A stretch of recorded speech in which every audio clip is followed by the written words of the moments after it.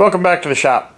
I'm working on my 2002 Chevrolet 1500. The window regulator had broke and one of the clips snapped and the wire went there. Anyway, I'm starting in the middle of this video because it's nice to know what these things look like. And well, ultimately what I think I'm trying to show you here is that there appear to be 3 bolts on each side, 2 in the upper quadrant, 1 in the very bottom left, and then 1 in the bottom right, 1 on the top. I guess the orientation, this would be, the door handle will be in the middle, front of the vehicle will be this way. So when you're taking things apart, ultimately it looks like there's 5 bolts. Actually, I'll take that back. There's a 6th bolt here in the center. So those are the 6 bolts that hold the window regulator in.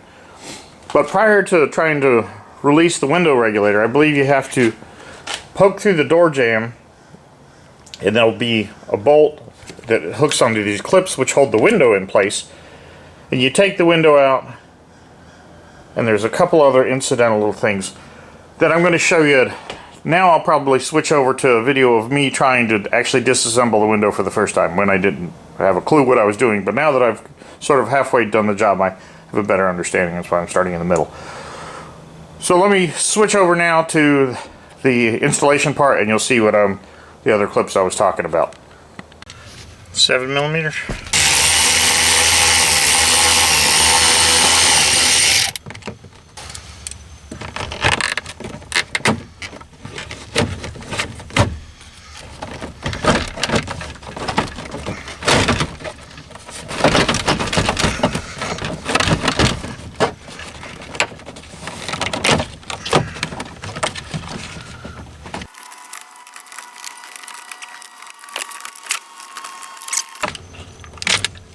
And I believe there's 2 bolts, 1 on each corner of the glass down here, that hold the glass in place.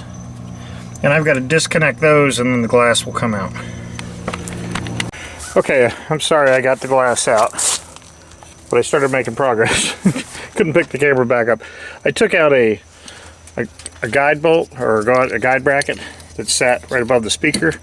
Give me a little bit of room. I also loosened this bolt here that pushed this out of the way, and I slid the window up and turned it sideways so that the far left side came out first. Now I can't precisely tell the failure mode of this, but I suspect that this bracket that held the glass in place should have been situated somewhere on the outside of this.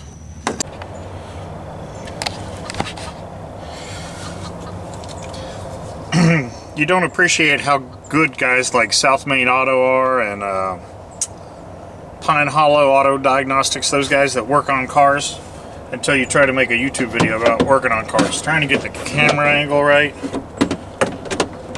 trying to keep the profanity to a minimum. It's so hard. I'm sorry. It doesn't go in the top, it goes in the bottom.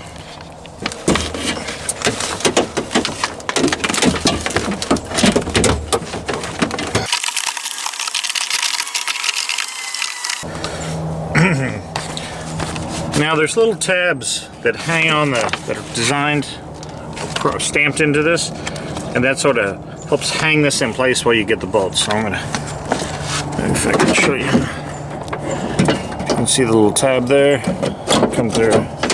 That's gonna help get your alignment. So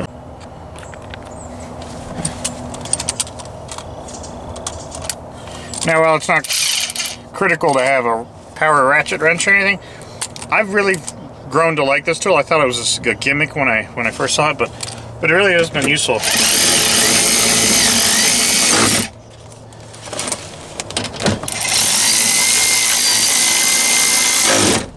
I think the difference between this and a typical impact is the impact doesn't allow you to feel how much torque is going on this, and you can use this like a regular ratchet.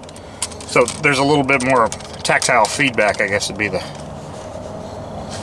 phrase I'm looking for. I should probably dry this off, or should I chance it?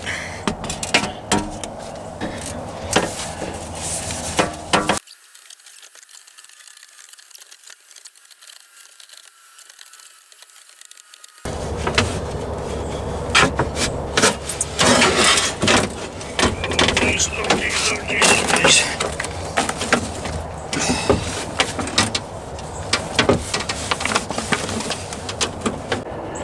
Hopefully you can see that I put the smaller profile of the window through first, and I was able to get it through. Well, I fiddled with that for probably 20 minutes, but I think the moral of the story is when you install the window,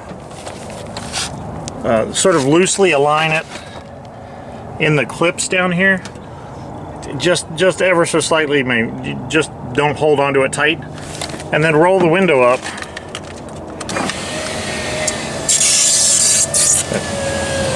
Should probably clean the window. And then once it's up, it sort of self-aligns, if that makes sense.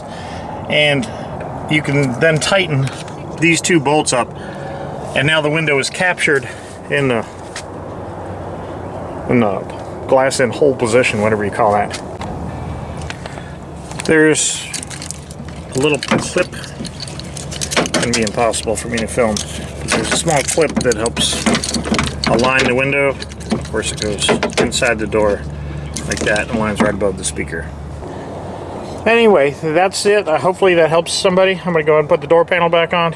But my door panel's all broke, so that's not going to help anybody. But that's it. Thanks for watching. I hope you're having a good day.